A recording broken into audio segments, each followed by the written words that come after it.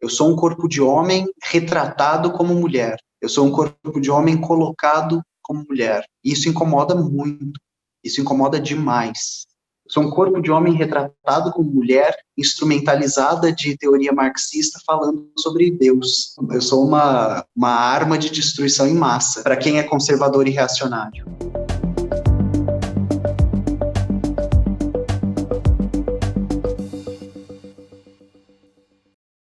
Hoje eu tenho a alegria, a satisfação de receber aqui a Rita Von Hunt.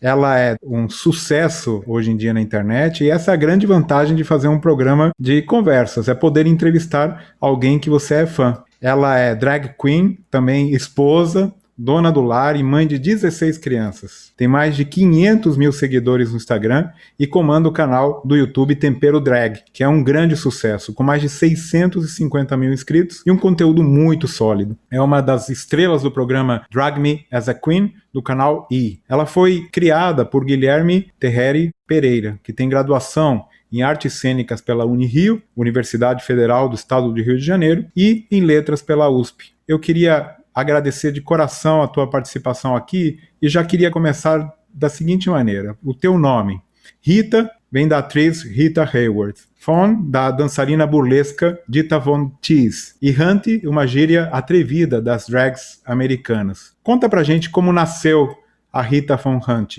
Bom, é um prazer enorme estar aqui, Marcelo, e eu gostaria também de poder parabenizá-lo por estar ocupando esse espaço.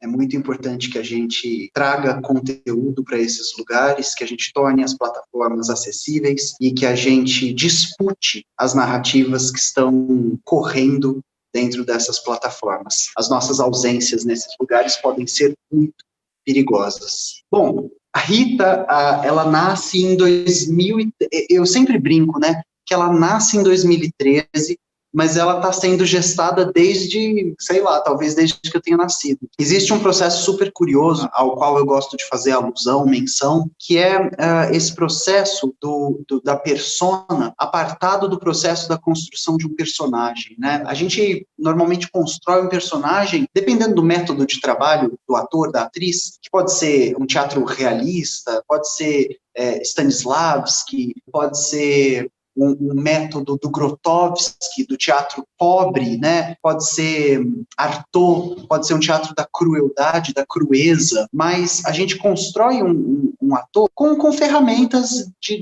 estudo, de cognição, de sensibilidade, coisa e tal. Uma persona, ela é construída com vivência. Então, para quem está nos acompanhando também e fazendo seus paralelos, todo mundo que interpreta um palhaço, e em alguma instância, pessoas muito famosas, aqui a gente tem acesso a várias delas, assim, o Edson Arantes, que criou o Pelé, inclusive falava do Pelé na terceira pessoa, Maria Meneghel, que criou a Xuxa, ou a Maria Goretti, que criou a Gretchen, ou, sei lá, a Stephanie Germanotta, que criou a Lady Gaga, e por aí a gente iria até o quanto a gente quisesse. Essas pessoas, para estarem e ocuparem a esfera pública e resguardarem algo de pessoal, de privado, de íntimo, recorrem ao artifício da persona. E a construção da persona, ela é feita através desse arcabouço de vivência que a gente coleta o tempo todo no dia a dia, né? Então, por que não existem palhaços iguais? Ou ainda melhor, né?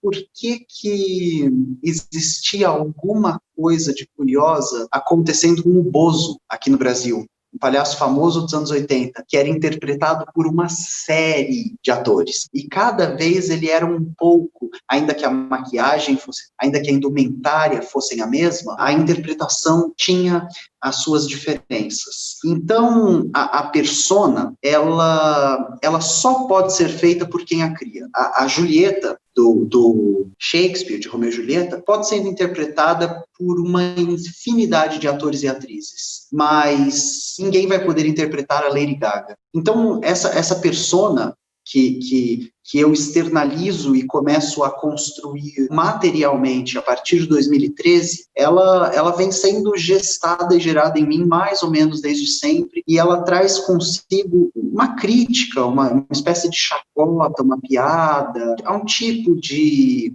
No começo do canal isso ficava muito claro, que a Rita, ela fazia troça de um tipo de elite paulistana, que não era exatamente uma elite, mas que se pretendia como tal, de famílias que não eram quatrocentonas, mas que emulavam ser. Hoje a Rita traz consigo também, conforme eu vou alterando o que eu estou fazendo exatamente lá no canal, a persona vai se afinando a esse nova necessidade, essa nova demanda. E hoje a Rita, ela traz consigo muito das minhas professoras na USP. Eu tenho uma grande professora, a Maria Elisa Sebasso, que é titular da cadeira de estudos de cultura e também de literatura inglesa, que uma vez me contou uma coisa que me fez rir muito. Ela tem a filha de uma amiga que um dia telefonou para ela e falou...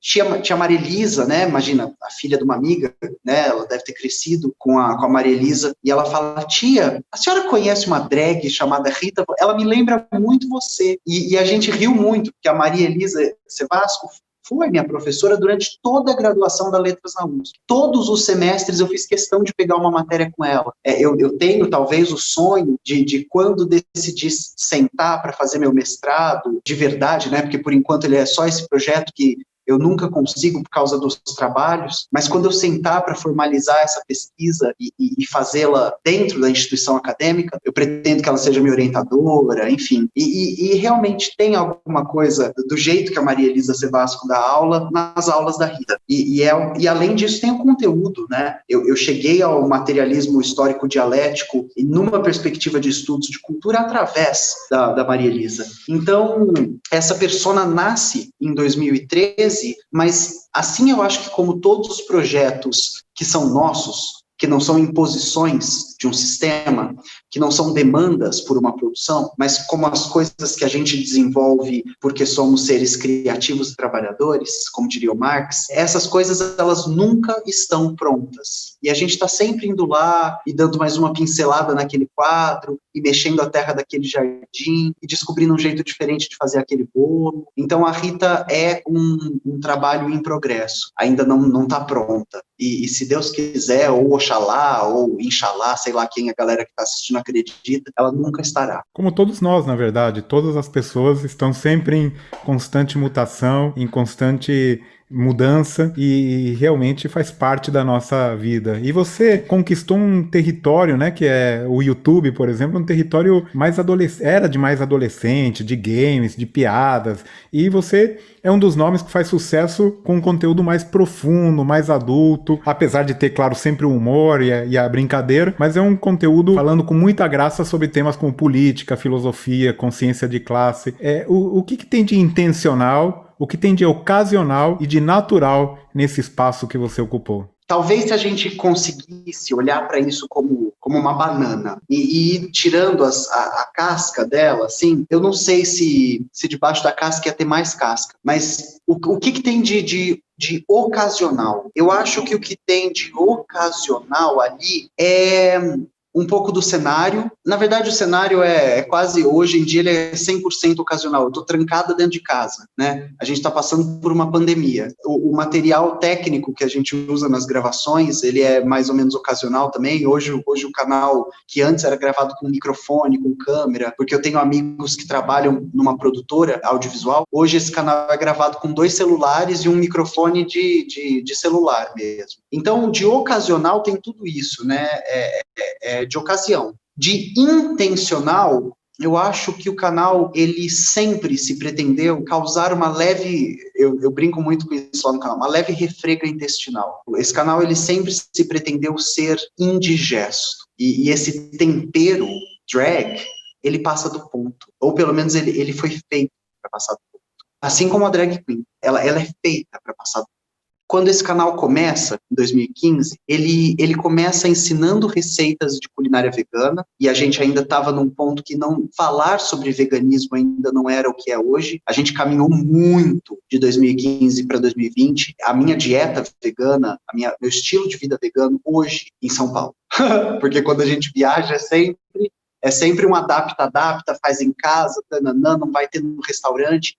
Mas em São Paulo é muito fácil, muito mais fácil do que lá em 2015 ser vegano. Então, esse canal, ele se pretende discutir o que é o veganismo radical em oposição a um veganismo liberal. Ele se pretende romper uma barreira de estereótipo do que é a drag queen, porque no começo eu recebia uma drag queen por episódio para bater papo e as pessoas entenderem que drag queens são inteligentes, engraçadas, são artistas, são seres humanos, não são produtos, não são chacotas, não são estereótipos. E também sempre foi intencional que esse humor ao qual eu sou debitária, né, essa escola de humor a qual eu me filio, que em latim tem a sua máxima ridendo castigat mores, através do riso a gente critica os costumes, através do riso a gente fala da moral, a gente critica a moral, isso também sempre foi intencional. O meu humor, meu senso de humor, ele é uma arma da crítica. Meu senso de humor, ele é uma ferramenta de enfrentamento político. Ele sempre foi. Então, desde quando a gente ensina receita vegana, a gente fazia isso. Então, ocasional, intencional e natural. Acho que natural só meu cabelo mesmo, né? Esse meu nariz teu aqui, jeito de ser, natural. Natural, esse nariz que não é pintura, essa maçã do rosto que eu não inventei, essa pálpebra, essa sobrancelha também, tudo natural. Nada aqui foi desenhado. E você personifica justamente essas duas áreas que estão sendo bastante atacadas no dia de hoje, as ciências humanas e as artes. E faz o maior sucesso. Você acha que há uma luz no fim do túnel do obscurantismo? E quais são as respostas mais eficazes contra as tentativas de desqualificação dessas áreas? Humberto Eco tem um livro chamado O Pêndulo de Foucault. E olha só que doideira, né? Eu estou recorrendo a Humberto Eco e ao Foucault, que não são as minhas ferramentas de trabalho habituais. Mas é porque existe uma tendência social que o Humberto Eco e o Foucault vão usar essa imagem do pêndulo, que é a sociedade quando forças, né, colocam a sociedade em movimento à direita, existe uma tendência de contrabalancear isso. É quase a lei do Newton, que uma ação em um sentido com uma força gera uma reação em sentido contrário de mesma força. Cuidado que eu sou físico, hein? Falei certinho? Falou certinho, tudo certo. Ai, inxalá. Sinal que fiz o ensino médio, menino. E eu acho que a gente está se havendo, a gente está lidando com uma corrente subterrânea da história e da sociedade brasileira. A gente nunca pode esquecer os camisa verde. A gente nunca pode esquecer o partido integralista. A gente nunca pode esquecer que, fora da Alemanha nazista e da Itália fascista, o Brasil foi o país que mais teve adeptos ao fascismo e ao nazismo. E a gente sonha em esquecer isso. Isso é uma cicatriz social. Assim como os alemães estão sempre desconfortáveis em lembrar do Holocausto, assim como os italianos estão sempre desconfortáveis em pensar a ascensão do Mussolini, ainda que eles adorem pensar a queda, essas são cicatrizes profundas dos processos civilizatórios desses países, dessas regiões. E a gente está tendo a chance em 2020, desde o 2018, mas por que não desde o 16? Ou por que não desde os anos 30? A gente tem a chance de se ver, de se olhar no espelho e falar, existe um processo fascista por aqui. Eu sinto que a gente está passando por esse movimento da história à direita, no caso, à extrema direita, mas existe uma reação. Eu temo, às vezes, que essa reação não seja suficiente, que essa reação não esteja pronta, que essa reação não esteja apta, mas, ao mesmo tempo, temer não ajuda nada, né? O futuro a gente constrói na luta presente. Então, eu transformo os meus temores em combustíveis para continuar lutando. E a ocupação desse espaço, ela acontece um pouco nessa toada. Eu sou uma grande admiradora e aprendiz e amiga da Sabrina Fernandes, que é uma pós-doutora em sociologia, formada em economia. A Sabrina, ela sempre fala coisas que me inspiram muito. E uma dessas coisas é a ideia de que houve um tempo no qual os militantes e talvez os ativistas dos partidos de enfrentamento, dos partidos revolucionários, eles ficavam imprimindo jornal e entregando na porta da fábrica.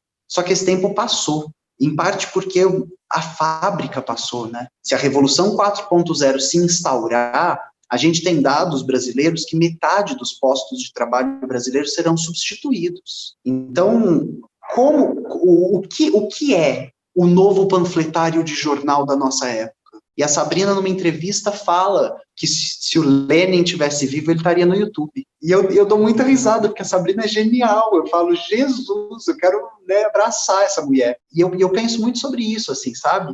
A ocupação desse lugar, a ocupação dessa trincheira, ela é um fazer que cumpre uma necessidade histórica, ou pelo menos eu gosto de pensar assim. Mas, ao mesmo tempo, você tem um fenômeno terrível da internet também, que são os haters, né? Recebeu ameaças terríveis, né? Como você lida sem esmorecer, sem desperdiçar energia com essa situação? Marcelo, eu acho que no começo eu me preocupava mais, assim.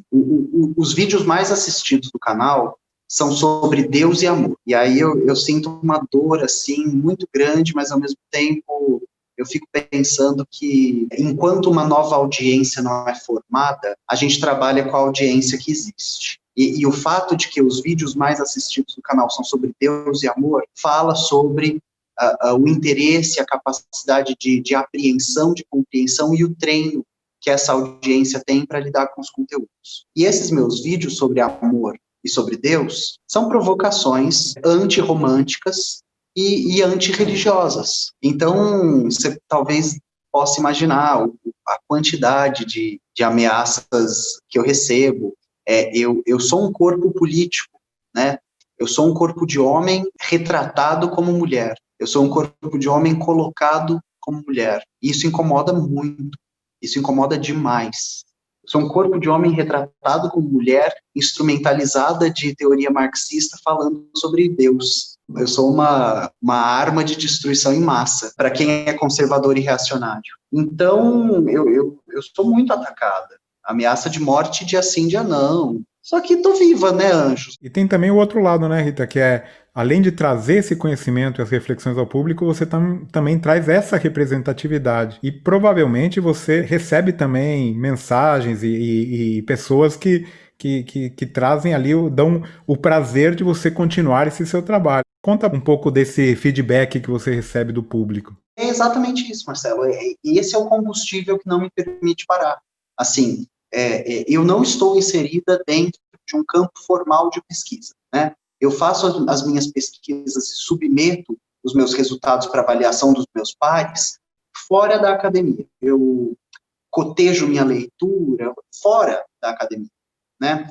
E reiteradamente, ao longo desse tempo que eu estou trabalhando, eu recebo mensagens de, meu professor da graduação, ou da escola, ou do ensino médio, ou do pós-doutorado, trouxe um vídeo seu para a sala de aula, eu cheguei numa leitura, eu escrevi um capítulo baseado em, instrumentalizado por, provocado por, e aí eu acho que você, Marcelo, está dentro da academia, você, Marcelo, andou a jornada acadêmica, você sabe o que significa descobrir um orientando.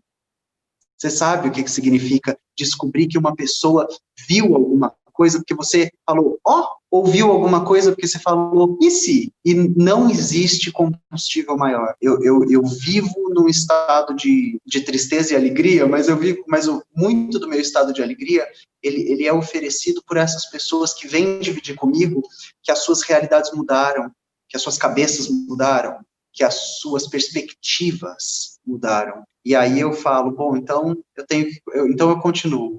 Então eu tenho por que continuar. E o dia que não tiver mais mudando nada, não tiver mais causando nada, aí eu volto a dar aula fora do YouTube, volto a fazer minhas coisas de outra forma. Mas é justamente aí que vem a minha curiosidade, porque você tem uma rotina de gravação pesada, tem que fazer os roteiros, tem que organizar tudo. Como que você se alimenta do conhecimento? Como que você é muito metódica para fazer ali, estudar, ler? Como que você tem essa sua rotina? Eu acho que ela não é metódica, né? Uma das minhas desmotivações de me tornar, ou de rumar, né, de fazer a jornada acadêmica, é porque eu me acho muito bagunçado. Então, eu fico meio com pena de mim e dos alunos, assim.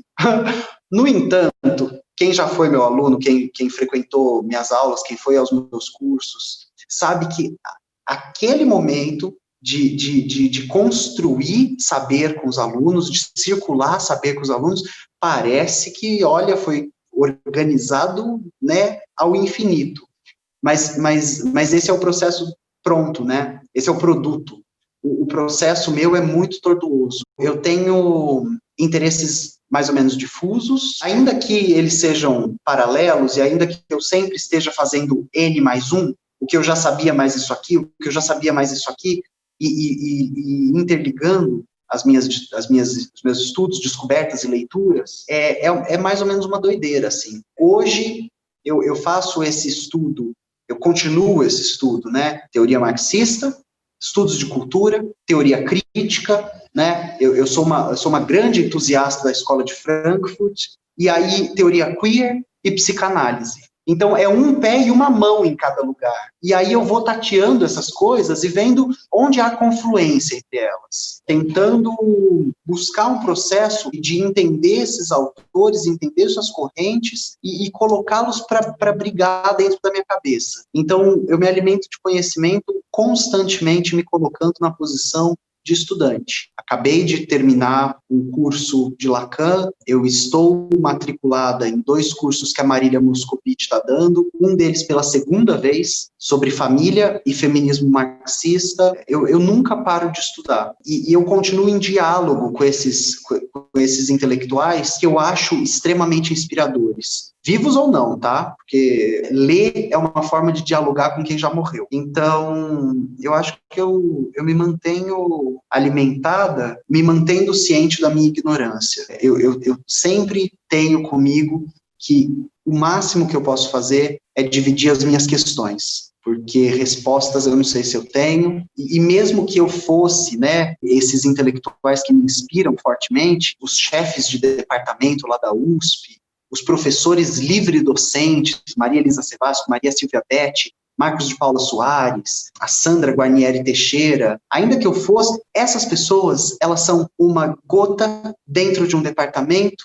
dentro de uma universidade, dentro de um estado, dentro de um país, num recorte temporal. E eu acho que é isso que faz com que o trabalho intelectual nunca cesse, com que aos 70 a gente tenha uma produção profícua de intelectuais, com que aos 80 a gente tem o Chomsky, o Noam Chomsky, pensando, produzindo, escrevendo, porque quanto mais a gente caminha, mais a gente sabe que tem para caminhar. Então, eu acho que isso me anima. Eu falo disso, eu fico... Bom, aproveitando então esse tema, quero que você recomende, por favor, ou alguma leitura, ou algum podcast, ou canal do YouTube, alguma recomendação aqui para o nosso público. Bom, eu falei da Sabrina Fernandes, o canal dela se chama Tese 11, então temos uma recomendação de um canal no YouTube. Um podcast, eu vou indicar um pelo qual eu sou completamente apaixonada, que é o Revolution. É um podcast de teoria marxista.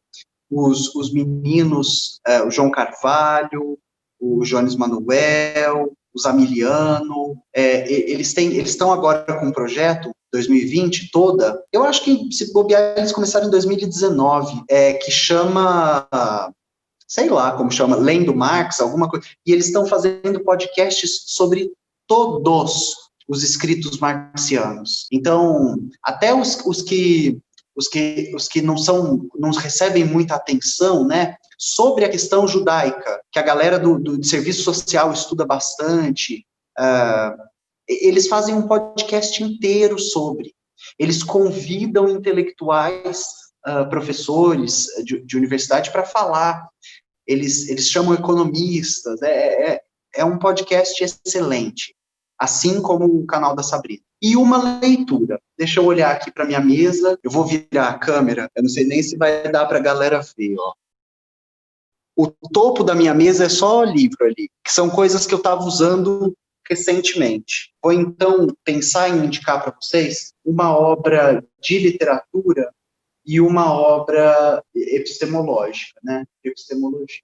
Então, do que está ali em cima, eu vou indicar para vocês Mulheres, Raça, Classe, da Angela Davis, e de literatura, eu tô com o meu Neruda, uma antologia do Neruda, porque a gente também se alimenta de poesia, é muito importante. Muito bom. E você mandou para a gente algumas imagens suas da época da graduação. Conta um pouquinho desse momento e já aproveito para fazer o gancho e perguntar qual que é a tua melhor lembrança da graduação e a pior lembrança da graduação?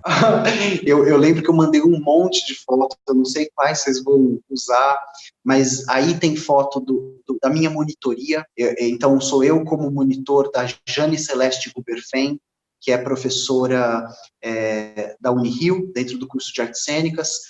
Nessa época, a matéria se chamava Técnica de Expressão Vocal, TEV 1, 2, 3 e 4. Eu fui monitora de TEV 1, de TEV 4, durante quase a minha graduação toda. Eu era aluna bolsista por ser monitora, fazia minha pesquisa lá dentro da universidade. Tem uma foto aí do Sonho de uma Noite de Verão, de William Shakespeare, que foi uma peça com a qual a gente ficou em cartaz na universidade. Depois foi para o Centro Cultural Banco do Brasil. Vencemos prêmios do Festival Estudantil do Rio de Janeiro, que é um festival super importante. Essa foto que deve estar aparecendo é uma cena onde o Puck, que é um gnomo, quase o motor condutor da narrativa, vai tirar o encantamento do Bottom, que é o chefe dos trabalhadores, era quem eu era. Líder sindical desde pequenininho. Então, essa hora que eles tiram a cabeça de burro do Bottom. Mas o meu período acadêmico, essas duas que eu falei, são duas memórias muito boas. Deve ter também nessas imagens o primeiro Festival Internacional de Performance do Rio de Janeiro. E eu trabalhei nesse festival, eu fui uma performer ao lado da Tânia Alice, que é professora também na Unirio. Fui aluno dela durante toda a graduação, peguei todas as matérias que ela dava, e a gente fez essa performance juntos. A gente a idealizou e a fez. Ela se chamava Estratagema às Claras. E ela se consistia, a Tânia Alice toda de branca, e eu todo de amarelo, construímos um caminho de ovos que ligava ali na Cinelândia a Câmara e o Teatro Municipal. E a gente falava sobre essas relações frágeis e perigosas da arte e da política. E imagina, né, eu na graduação participando de um festival internacional, era o sonho da minha vida. Então eu falei de 3 momentos muito bons, eu acho que muito ruim. Nessa época eu estava passando por uma grande fase de dificuldade financeira, material, né. Eu ia para a faculdade às 8 da manhã, 7 da manhã, fazia tudo que tinha de técnica paralela, de optativa eletiva, de optativa livre, porque eu não tinha internet em casa, eu não tinha computador em casa. Era a minha única forma de estudar, era lá dentro. Livro, nossa, era um horizonte inatingível para mim. Era a biblioteca da Unirio. Eu batia cartão lá de segunda a domingo, se deixasse de segunda a segunda. E também eu não tinha muito dinheiro para comer. Então, a Unirio, o prédio do teatro, ele tem uma mureta, o famoso murinho, onde e a galera que faz a faculdade é todo mundo trabalhador, assim, e o horário é um horário super ingrato, porque a aula começa à tarde e vai até à noite, assim, é quase integral. Então é muito difícil trabalhar enquanto você está lá. A gente dá nossos pulos, né? Trabalha dentro da universidade, dá aula à noite, de manhã, a gente dá os nossos jeitos, mas a minha fonte majoritária de comida era esse murinho, que os alunos levam comida e colocam a um valor simbólico. Então, eles levam bolo, eles levam quibe, eles levam coisas que eles fazem em casa e colocavam para vender a R$1, a R$2, e aí você ia lá, colocava o dinheiro no murinho, dentro da caixinha, pegava a sua comida, era um negócio... E muita gente se mantinha na universidade através desse trabalho de vender comida caseira a preços populares. Então, acaba não sendo também uma memória ruim, porque é uma memória que eu tenho de coletividade. Bom, queria que você comentasse, você mencionou que você tem o sonho ainda de fazer um mestrado. Onde que você gostaria de fazer um mestrado? Um campus dos sonhos. A minha ideia é ficar lá na FEFELESH. Eu tô trabalhando, juntando moedinha igual o Super Mario. Estou juntando moedinha para poder se conseguir passar um tempo na Inglaterra fazendo um curso de estudo de cultura, né? A Inglaterra é um lugar de onde a maioria dos pensadores centrais para essa questão saiu, né? O Terry Eagleton, o Raymond Williams, Stuart Hall. Nos Estados Unidos também tem produtores maravilhosos, o Frederick Jameson, mas eu tenho esse sonho em ir lá para a Inglaterra estudar, mas o mestrado mesmo eu queria fazer aqui na USP com a Maria Elisa, que é essa professora fenomenal que eu tive lá, e é isso. E uma diva brasileira? Nossa, tantas. Ai, uma diva brasileira. A gente produziu maravilhosas divas no Brasil. Eu acho que eu fico com a Marília Pêra, ou com a Fernanda Montenegro, com a Zezé Mota, a Elza Soares. Eu acho que a gente tem divas maravilhosas no Brasil. Bom, e para finalizar, qual é a grande habilidade que você tem que não está no seu currículo? Deixa eu ver. A culinária tá lá. A culinária todo mundo sabe. Culinária todo mundo sabe. Deixa eu pensar uma coisa que eu sei fazer e que não tá lá. Eu acho que eu mostro tudo que eu sei fazer. Não sei se tem alguma coisa que eu saiba fazer que eu não coloque lá. Eu acho que eu sou um bom amigo. E isso talvez não esteja lá.